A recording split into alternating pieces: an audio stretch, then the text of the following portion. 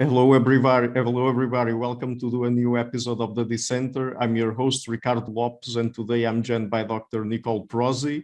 She is a neuroscientist researching human sexual behavior, addiction, and the physiology of sexual response. She is also the founder of Liberos LLC, an independent research institute. So, Dr. Prause, welcome to the show. It's a pleasure to have you.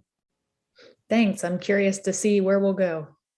Yeah, so I guess we will start with sex in general, then head to pornography and talk about addiction in both cases, if that's even a thing. So I guess we will discuss it. So can sex itself be addictive? There are lots of indications that it doesn't look like other addictions. And as you might imagine, scientists like to fight about everything, and the definition of addiction is one of those things.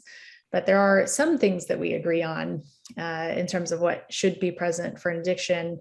And sex seems to fail a few of those. But in the case of sex, it's a little harder to study because we can't have people have sex in the lab easily, to actually see if things are happening in the physiology that we expect with other addictions. We got to have an orgasm in the lab. We got to have a partner in the lab. We got to look at those things, and we're working on those protocols. But currently there is no diagnosis for it. So like in the US, we have the Diagnostic and Statistical Manual. Internationally, some countries use the International Classification of Disorders, and sex addiction isn't recognized in either of those. There are some places, though, in diagnoses where those types of sexual behaviors are definitely present. So like bipolar disorder, widely recognized that folks with that struggle often have problems with frequent sexual behaviors that they don't say they enjoy, and say feel impulsive or compulsive. So they're absolutely people that have problems with frequent sexual urges and struggle. There's no doubt those have been known for a long time. The question in the case of sex addiction is there really an independent issue or structure that can be diagnosed without those other disorders? And my contention is no, that there's not anything that's independent from those. Mm-hmm. But even if sex cannot be an addiction, or there's no such thing as sex addiction, can we still say that there are hypersexual people? There are definitely people who are on the high end of drive, and it gets them in trouble. They do things that violate their relationship agreements. They do things that are not consistent with their own values. And we absolutely work with folks clinically to try and help them move to a place where their sexual values are more consistent with the rest of their life. And sometimes, again, that's a part of, can be anything from, we see this when people start to treat Parkinson's sometimes, because these medications are dopaminergic. They promote this drive for a variety of things. So sometimes they become gamblers. Sometimes they start having more sexual behaviors than is consistent with their lifestyle. And, we absolutely work with those kinds of issues. Mm-hmm. So when it comes to porn specifically, which is really the topic I want to explore the most with you today, I mean, first of all, is it or can it be addictive? And second of all, I mean, why is it that people watch porn? Could it be, for example, that the ones who tend to watch the most porn are also the ones who have a higher sexual drive, for example? I feel more comfortable saying that pornography is not addictive than sex, because we have decades of research on pornography. And it happens that emotion neuroscientists, when we study emotions in the lab, so like to understand depression, we have to provoke a whole range of emotional responses. So we have to get like low intensity negative things. So we'll show pictures of like a sad kid, that's very sad to most people. We have to show very strong intensity negative emotions. So we'll show mutilated bodies and things that are really unpleasant to look at. But we also need the other side. And so in those images, we'll show like pictures of puppies and cute babies and men holding babies, like all of these kind of things. But the most intense stimulus for both men and women to provoke a positive response consistently is erotica, so sexual imagery. So, we say like, oh, porn is just being understood. No, it's not. We've studied it for decades. Emotion neuroscientists have long used pornography. And so we actually know quite a lot about what it is and kind of how it functions in the brain, from still images and to a lesser extent films, although we also use films a lot to provoke sexual response. And the challenge is, with addictions, again, there are a number of different things that have to be in place for something to be called an addiction, and it's a really high bar. So I think by the way, let me just interrupt you there for a second. Could you give us a few examples of what would be those criteria to classify something as an addiction? Sure. So one thing is it has to have negative impacts in your day-to-day life. Obviously, I think you have to be experiencing what we call enhanced cue reactivity, which is a very specific kind of brain response. We look for habituation and tolerance to develop. Those are pretty common criteria. So those kinds of things are what we expect to see if something is an addiction. So just saying I really, really like it and I do more than I mean to is not an addiction. And I think that's a common public misperception. Mm-hmm. And so yeah, go ahead. Yeah. So for example, one of the claims people often make about pornography is they say, when you view it too much, one of the negative consequences is you develop erectile dysfunction. And I said, well, that's great. We can test that. We've got great tests for that have been around a long time. And we just don't see evidence for it. In fact, some studies have found the opposite. That's people who view more tend to have fewer erectile problems, but more of the studies just find no relationship. It just doesn't seem to matter how much porn you view. That's just not related to erectile functioning. So obviously that doesn't have to be the only negative impact, but that's one that's often mentioned. And so we say, okay, well, let's test it. And if you ask people directly, sometimes they absolutely say porn did this to me. And that's fine. People, we always look for explanations for why things happen to us. That's natural. But in this case, I think it's largely mistaken. It's more likely that they just have the more common issue, which is anxiety, those types of concerns. The other, like cue reactivity, is something my lab looked at. We published first 2013, then 2015, and we just got our first replication by an independent lab this year. So that was very exciting. And what we found was we looked for this cue reactivity. So in people who have like substance abuse issues, and even one study on gambling found this for gambling, that is, if you present them a cue, so one of these quick images to remind you, of the thing that you're having a problem with, in our case, pornography, we're looking for a difference of differences. So that is that the person who's struggling or supposed to be addicted should have a stronger brain response to their image that they struggle with or their cue, as compared to people who don't struggle with that. And in fact, we found strong evidence against that. And now a lab in Germany has replicated that work. And so we have some good evidence that there's not enhanced cue reactivity that occurs with pornography. So there are at least a couple of examples where models in terms of thinking about pornography as an addiction fails. And that doesn't mean that people don't struggle with it, but it just means it's not an addiction, which means we shouldn't be treating it as an addiction. If we want to help people who struggle, we've got better tools. Mm-hmm. In regards to the other question I posed earlier, is there any relationship between frequency of porn consumption and sex drive? Yes, there's strong. So that was in our study, what we found, the predictor was primarily sex drive, especially solitary sex drive, so people who like to masturbate on their own.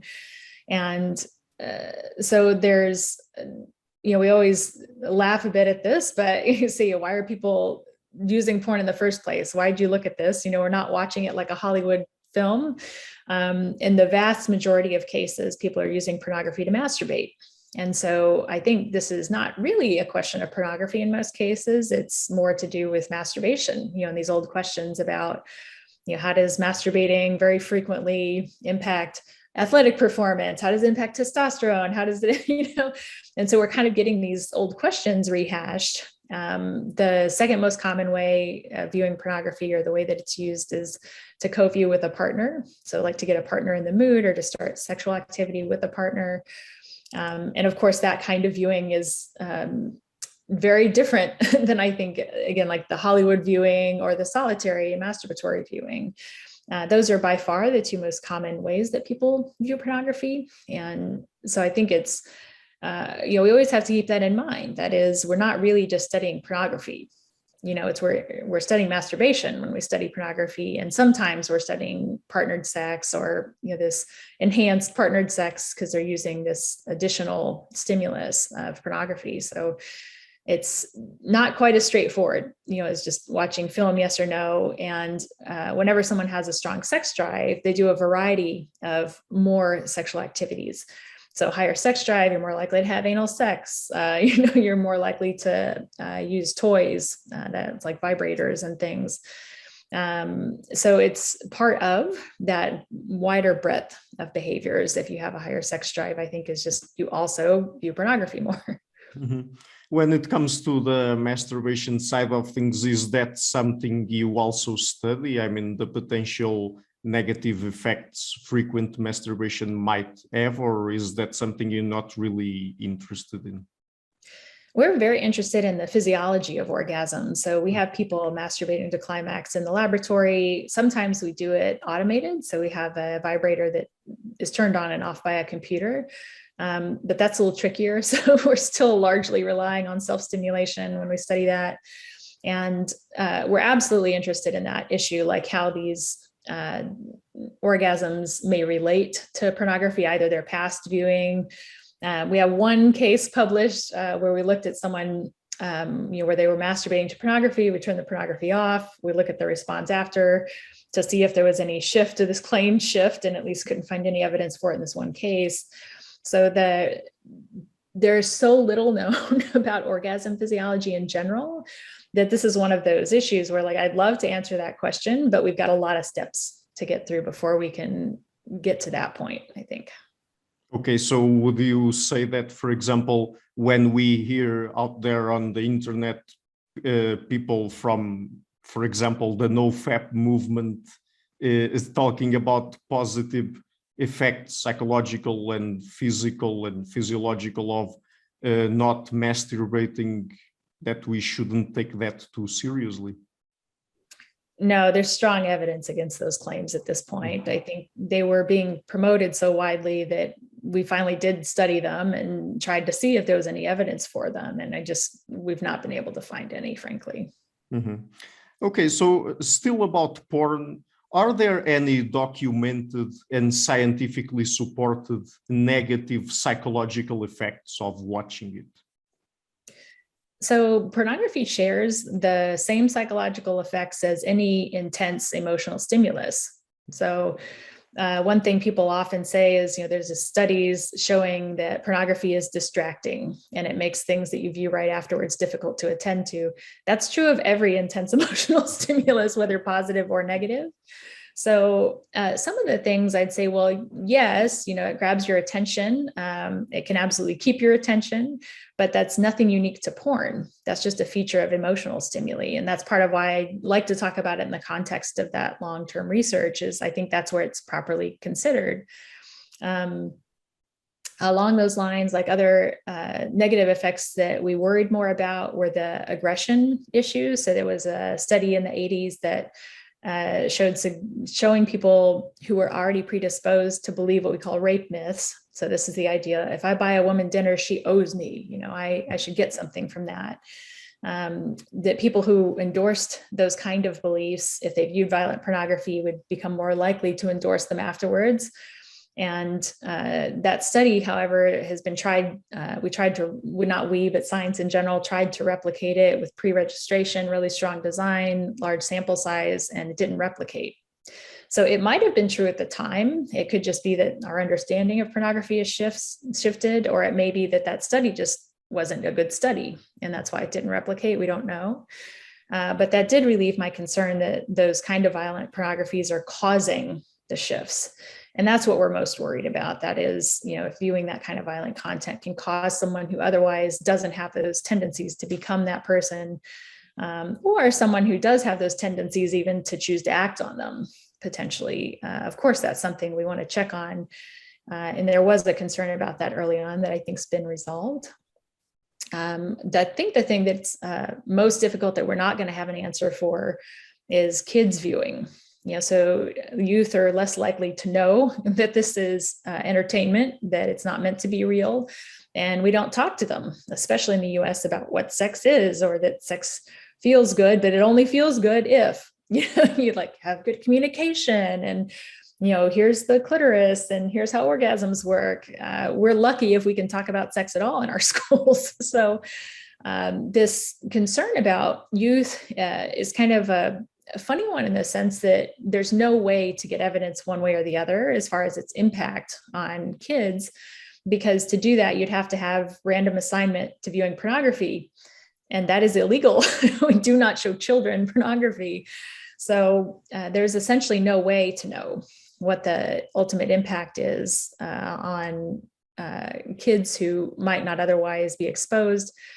There's some really interesting data I just saw that related the onset of pornography viewing to the age at which they start puberty.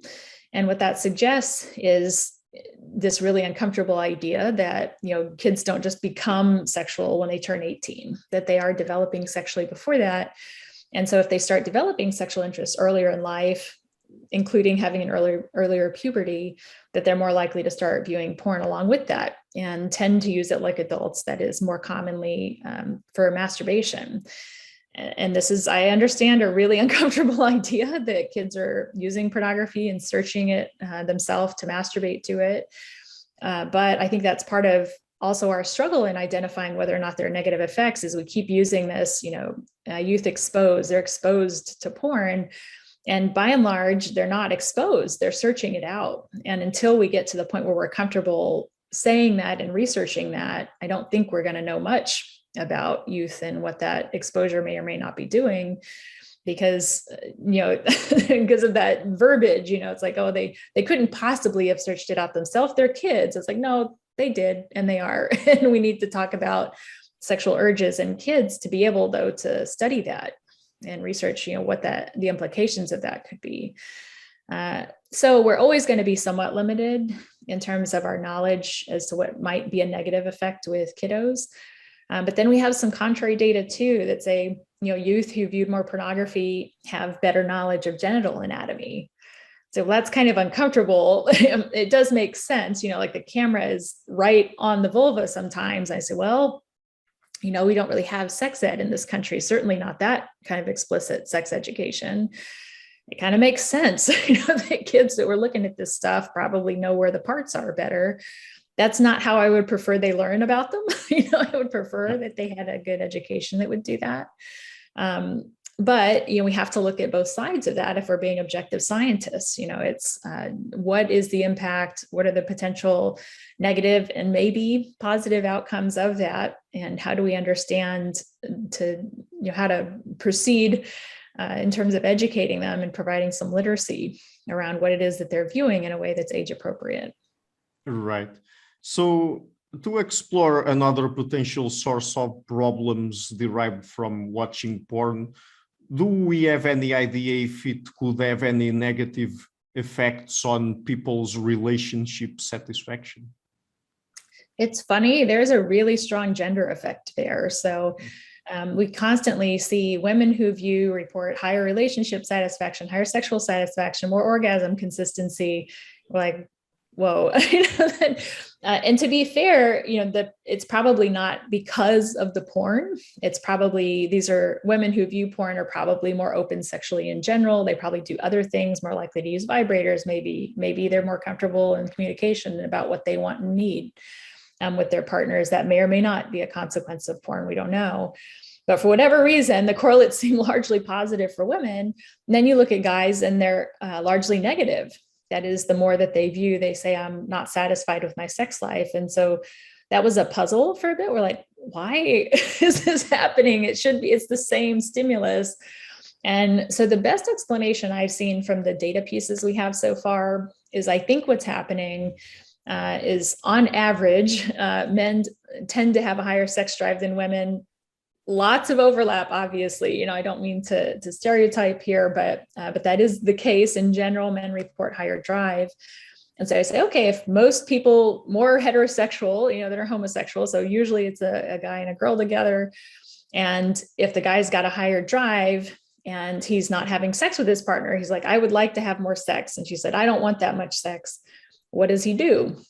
If you have drive and you want to act on that and you don't want to go outside your monogamous relationship, you're going to masturbate, but you might feel a little mad about having to do that. It's like, I wanted to have sex. I have a partner here. She won't have sex with me.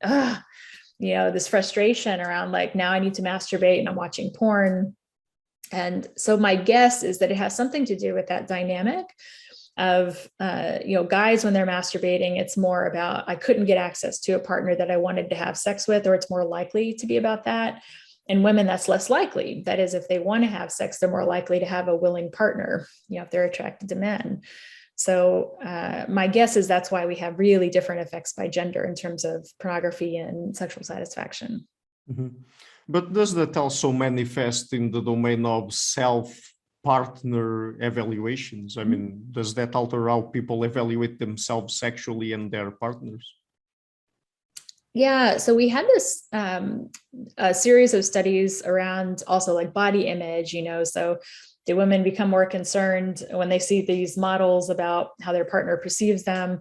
And we definitely had some of those data earlier on. That is, people who viewed more pornography or thought their partner was viewing pornography would report lower body image, and they'd say, I don't want him looking at that because I don't look like that. And what does that mean for our relationship and our stability? What's interesting is more recently, the nature of pornography has changed quite a bit, where 30 years ago, these were largely produced by studios and they would hire actresses and they'd have, like the Vivid girls. So these are contract performers who would be in lots of films, and, they select them for a certain look and appearance. And that is not pornography anymore. That hasn't been born in 30 years. Now we have all these fan sites and just a wide variety of different body types, different relationship structures. Some people say this is how they became comfortable with their sexual orientation, because they saw other people doing the kinds of behaviors they thought they liked. And they're like, okay, I'm not the only one.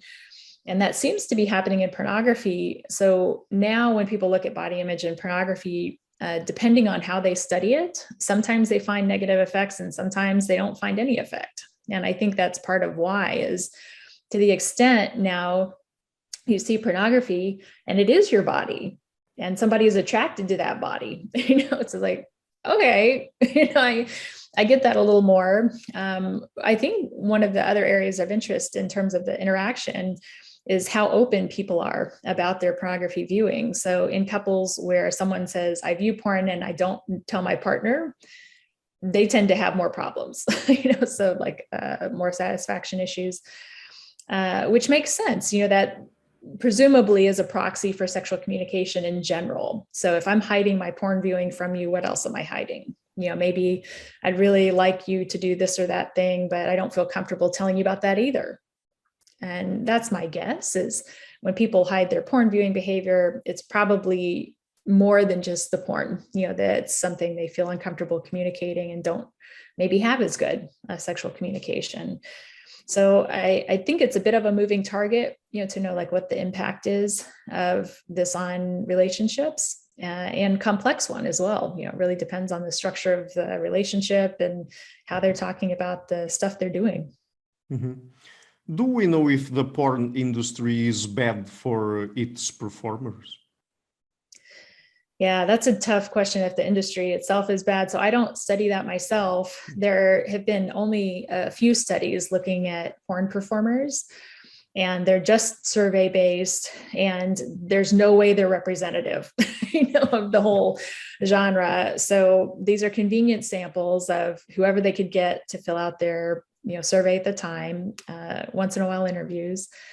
And it's an interesting mix. So the study I like to refer to really took into account that there are differences. Like if you think about somebody that enters in the pornography industry, there is a high stigma clearly attached to that. And I think there's no doubt that that's a negative potential outcome of being a performer, is having this stigma to deal with. But then if you think about it's a type of job that doesn't require college training. And so most of those who enter might tend to have lower education. And if you take that into account and say, well, what are the mental health issues of porn performers?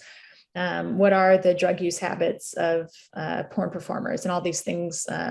The sexual abuse history is something else that people have suggested, you go into it because you were abused, is when you match for education and those kind of background factors, they don't differ from other people of their similar age education kind of cohort. And the biggest way in which they don't differ that I always like to highlight is that sexual abuse history. The porn performers are not damaged goods. This is not, I'm broken and this is the only job I can get. And so, in some cases, maybe, but on average from that survey, that suggests that's not the case. But they do tend to have higher drug use. And that's been found across a number of different studies.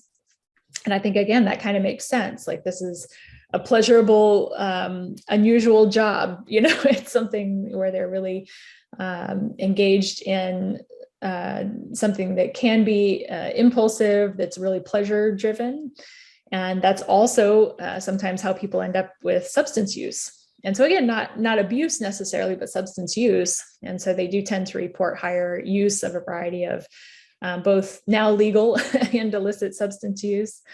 And that's, of course, a concern, because this is also a place where we want people wide-eyed and consenting, able to understand what's going on. So that is my biggest concern with performers, is just to the extent that there are sets that might try and take advantage of someone, to work around their consent or to try and push boundaries. Obviously, I wouldn't want those employers to exist in the regular world any more than in the porn world, but they do. And I'm concerned to the extent, especially, that might interact with substance use if that's occurring on set, to where somebody may not be able to consent or fully aware of what they're consenting to at the time. I think that's a concern in the industry as well. That's my impression, but I don't work with the industry, so I'm not sure. Yeah. When it comes to the brain itself, do we have any idea if it processes porn and sex differently? Yeah, that's a good question. So there are definitely some distinctions. The one that we probably know the most about is the C afferent fibers that are in the skin. So when you have another human stroke your skin in a particular way, that touches erotic. And that's been studied with forearm stroking, with thigh stroking, not with genital stroking, which I think is weird. Like, we do it everywhere else. And so when your skin is stroked at a particular fairly slow frequency, it activates these C afferent fibers that are uniquely innervating the brain. Those, as far as we've ever seen, are not stimulated by pornography. In fact, they can't even be stimulated if the hand is covered by a glove, or if it's a mechanical hand, like a robot hand can't do it either. Like, it actually has to be another human. And so that's one way in which we know pornography and actual partnered interaction are distinct and don't seem to be able to replicate one another. But we come back to that issue of, how do you study sex in the lab?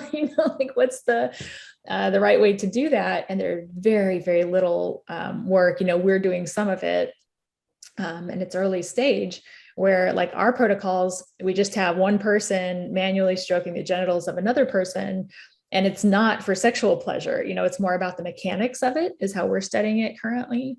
So I don't even think that study, was a direct test of those kind of concerns. But we know there are distinctions. And that's part of why I don't worry too much about, when people say, oh, you conditioned to the pixels on the screen. I say, that's unlikely. The stimulus of a human in front of you is very, very different than watching a film. So I don't worry that the way that would condition is if it does what we call generalize. So that is, if you get in like a masturbation habit when you view pornography, then to what extent is that going to generalize or impact other contexts? And in this case, the partnered sex context. And I just think those are very, very different situations. So it's unlikely for most of what I think people are worried about, that their experience when they're in front of pornography is going to generalize to the partnered context. Mm-hmm. So I have a couple more final questions to ask you that I think are important to also to understand where the idea that people believe there's something like sex addiction comes from. What are the people that tend to condemn porn the most? So there have been some studies looking at like features of people who want to outlaw adult like pornography for adults. And I don't think they're very surprising. That is, these are people who tend to oppose homosexual rights. So they also don't want homosexuals to marry. They tend to be more religious. Although, to be clear, not all religious folks oppose that.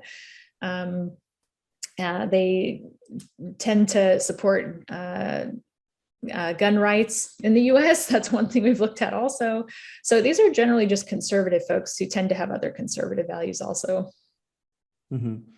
So, and who are the people that tend to report distress over their own consumption of porn and perhaps say that they are addicted to porn? That is a big area of research for a few labs right now. And what's been proposed is people who identify themselves as pornography addicts actually have a moral incongruence with their own behavior. So for whatever reason, whether it was from religious messaging or conservative upbringing, parents, who knows where these things come from, these ideas, they feel like they shouldn't view pornography and that viewing it is bad and it's always bad. And so if they view it, they think any viewing is bad.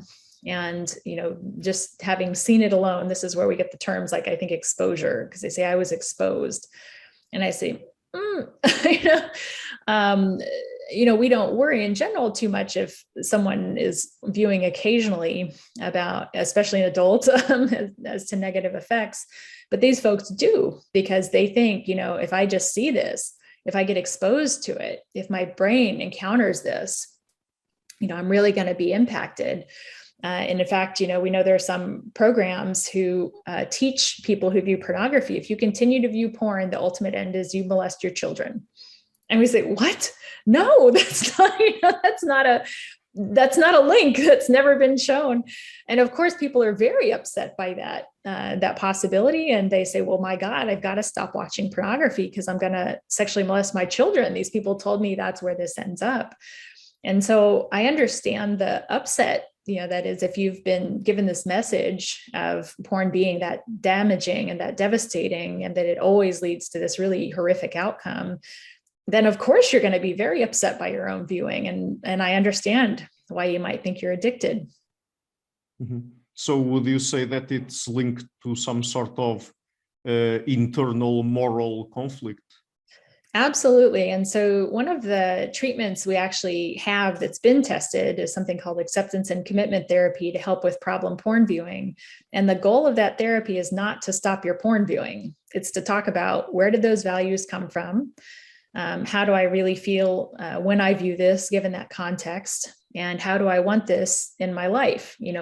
Is there a way that I could view porn that is consistent with my values? Or is there a certain type of porn that would be comfortable for me? And then what about my partner? How do I communicate to my partner about why I'm doing this? If I'm going to continue to view, and how do I integrate those kind of things? So the acceptance and commitment therapy approach is really that porn viewing can become a problem in your relationship just because you say it is. I'm upset by it, and that alone is enough of a reason to help someone. And I really like that framework. The parallel to me is, we have all these interventions, mostly for kiddos, with television viewing.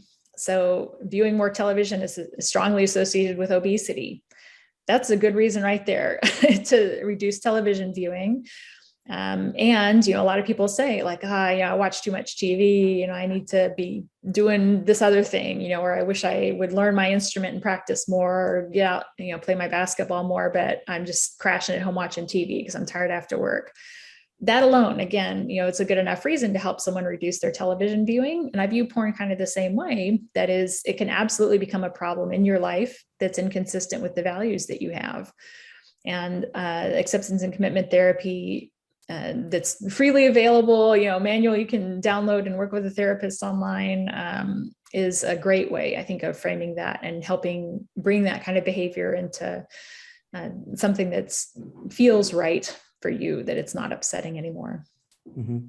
Very well. Okay, so just before we go, Dr. Prause, would you like to mention where people can find you or your work on the internet?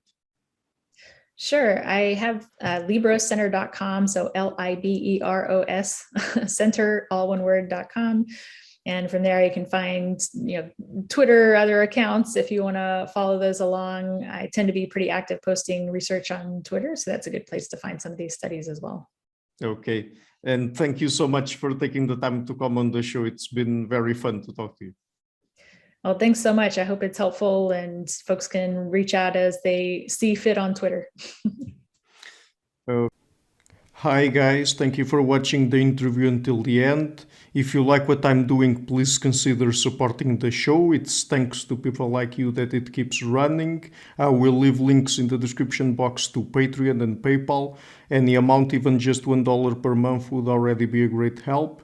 Otherwise, and if you like what I'm doing, please share the interview, leave a like and hit the subscription button. This show is brought to you by Enlights, learning and development done differently. Check their website at enlights.com. I would also like to give a huge thank you to my main patrons and PayPal supporters: Karen Litska, Anne Blanchett, Pererga Larsen, Lau Guerrero, Francis Ford, Ernst Frederick Sunder, Ricardo Vladimiro, Craig Healy, Adam Castle, Olaf Alex, Jonathan Wiesel, Jacob Klinkby, Matthew Whittingburg, Arnold Wolf, Tim Hollacy, Enrique Alenia, John Connors, Paulina Barron, Philip Forrest Connolly, Jerry Mueller, Herbert Gintis, Rutger Vos, Bo Weingard, Rebecca Newberger Goldstein, Dan Demetrio, Robert Windiger, Rui Inácio, Arthur Coe, Zup, Marco Neves, Colin Holbrook, Susan Pinker, Bernardo Seixas, Pablo Santurbano, Simon Colombo, Jorge Espinha, Phil Kavanagh, Corey Clark, Mark Blythe, Roberto Inguanzo, Michael Stormir, Eric Neumann, Samuel Andreff, Tiago Nunes, Bernard Ugni, Alexander Dunbauer, Fergal Cusson, Evan Bodrenko, Al Herzog, Don Ross, Jonathan Librant, Oslan Bullitt, Nathan Nguyen, Stanton T, Samuel Correa, Eric Hines, Mark Smith, J.W., João Eira, Tom Hummel, David Sloan Wilson, Yacila Des Araújo, Eden Solon, Romain Roach, Dmitry Grigoriev, Diego Londonio Correa, Tom Roth, Yannick Punter, Adana Rusmani, Charlotte Bliss, Nicole Barbaro, Adam Hunt, Pavel Ostazewski, Nelek Bach, Catherine and Patrick Tobin, Al Ortiz, Guy Madison, Gary G. Hellman, João Linhares, Lida Cosmidi, Sam Afzal, Adrian Yegi, Nick Golden, Paulo Tolentino, João Barbosa, Jules Price, Edward Hall, Edin Bronner, Franca Bortolotti, Gabriel Pons Cortez, Ursula Litske, my producers: Izar Webb, Jim Frank, Lucas Staffini, Keon Gilligan, Luís Caetano, Tom Vanagdam, Curtis Dixon, João Linhares, Benedict Mueller, Vega Guidi, Sardas France, and Thomas Trumbull, and my executive producers: Michel Rugieski, Rosie, James Pratt, Matthew Lavender, Sergio Quadriano, and Bogdan Kanivets. Thank you for all.